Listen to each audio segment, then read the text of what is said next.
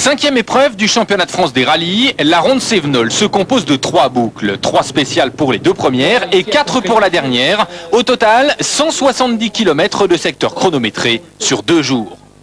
Saint-Bresson-Valrogue et Les Plantiers, c'est le programme de la première journée. Une boucle de 50 km de spécial. Et dès le départ, c'est Gilles Panizzi, le récent vainqueur de l'Alsace-Vosges, qui se met en valeur. Le pilote Peugeot va remporter les 3 spéciales et à l'arrivée de cette première étape, au Vigan, il compte déjà 15 secondes d'avance. C'est vrai que j'ai de la réserve, ça paraît... J'ose pas trop le dire parce que sinon on va croire que c'est de l'intox et pourtant j'ai de la réserve. Donc si demain il faut que j'aille, que Philippe ou François m'oblige à aller plus vite dans ces parties-là, je le ferai. Mais sinon globalement la voiture va très bien, elle me plaît beaucoup. Et ici, je veux dire, si cette année les Cévennes ça pourrait me sourire parce que par le passé ça m'a pas tellement souri ici. Et derrière Panizzi, bonne nouvelle pour Peugeot, c'est François Delecourt qui occupe la 2e place du classement général. Et malgré quelques petits soucis dans les premières spéciales, Delecourt est bien contraint de reconnaître que son coéquipier est pratiquement inattaquable. C'est tellement spécifique ce genre d'épreuve qu'il ne faut pas rencontrer le moindre souci. Et j'ai eu quand même un petit problème de direction assistée. Bon, j'ai évité d'en parler trop vite parce qu'en fait... depuis pas mal de fois, en fait, jusqu'ici avec la Peugeot, j'ai eu ce genre de problème. Donc j'étais un petit peu sceptique, je me suis dit ça tombe c'est toi, mais je sentais la direction extrêmement lourde. Donc il y avait une fuite au niveau de la pompe, ils m'ont changé la pompe maintenant.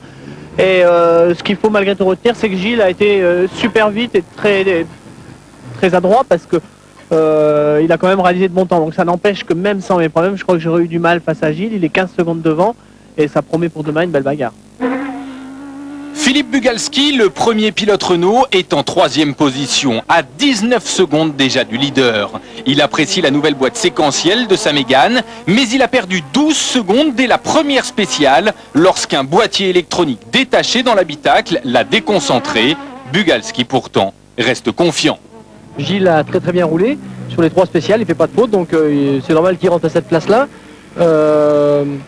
Bon, on est revenu 4 secondes maintenant de François Delecourt. Je ne sais pas comment ça va être demain, mais apparemment la météo ne devrait pas trop changer. Donc ça promet une belle bagarre jusqu'à demain soir. Jean Ragnotti, enfin, est en 4e position et avec déjà 2 minutes et 7 secondes de retard sur Panizzi. Les problèmes se sont une nouvelle fois accumulés pour Jeannot. L'antipatinage dans la première spéciale, la boîte de vitesse ensuite, qui l'a contraint à effectuer la 2e spéciale en 4e et la 3e avec seulement la 3e vitesse. Il a déjà perdu tout espoir de victoire.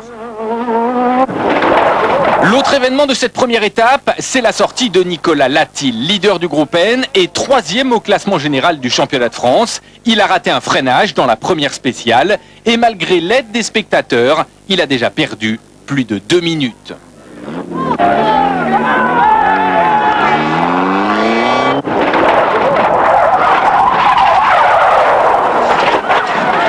il faut le savoir.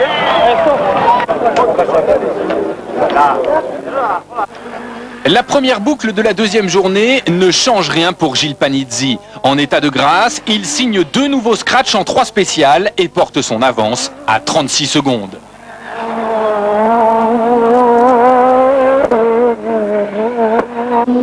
Derrière le leader, c'est Philippe Bugalski qui s'est installé en 2e position. Malgré des problèmes électroniques, il a remporté la 6e spéciale. François Delecourt a donc rétrogradé à la 3e place du général, 3 secondes derrière Bugalski. L'ancien pilote Ford en championnat du monde a pourtant sorti la grosse attaque, mais il a été victime de problèmes d'embrayage qui ont bien failli le contraindre à l'abandon.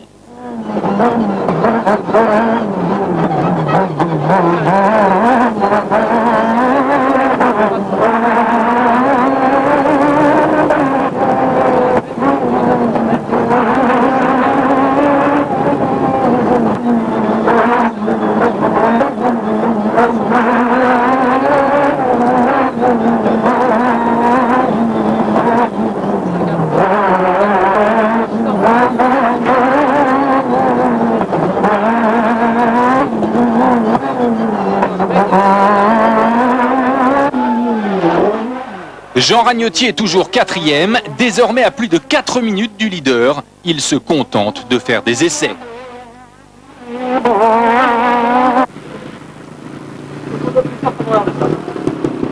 La dernière boucle est longue de 4 spéciales. À son terme, c'est Gérard Morin, 5e du classement général, qui remporte le groupe N avec près de 2 minutes d'avance sur son plus proche adversaire.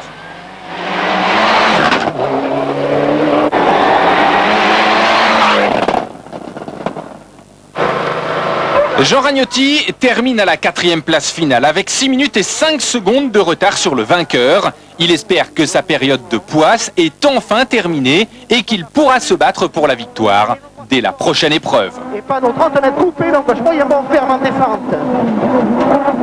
Sur la droite moyen léger gravier. Et gauche, donc moyen léger gravier. Et gauche bon ouvre, 50 mètres. Droite gauche bon 4e. Droite gauche bon 4e. 20 mètres droite très bon. Et 20 mètres gauche droite moyen bon. 10 mètres gauche moyen bon 3e. Et gauche très bon sur l'autre, droite bon ferme. Sur gauche moyen bon 2e. 10 mètres gauche moyen bon 3e. 20 mètres gauche moyen bon 3e. François Delecourt, qui a remporté 2 spéciales, doit se contenter de la 3e marche du podium à 40 secondes du vainqueur du rallye. Et Delecourt a eu chaud. Il a évité de justesse une grosse pénalité lorsque ses mécaniciens sont parvenus à changer un embrayage en 29 minutes, 1 minute avant le délai maximum.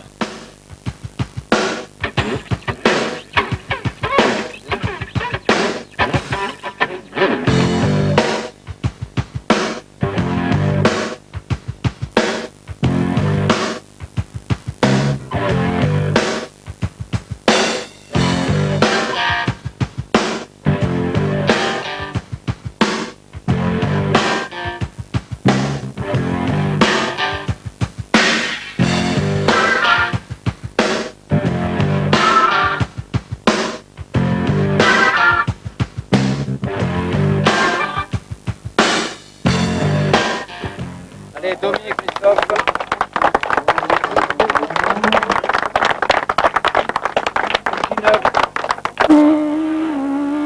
Philippe Bugalski termine lui en 2e position. Il a remporté une nouvelle spéciale dans l'après-midi, mais il est quand même à 32 secondes du vainqueur et Bugalski perd en plus la tête du championnat de France.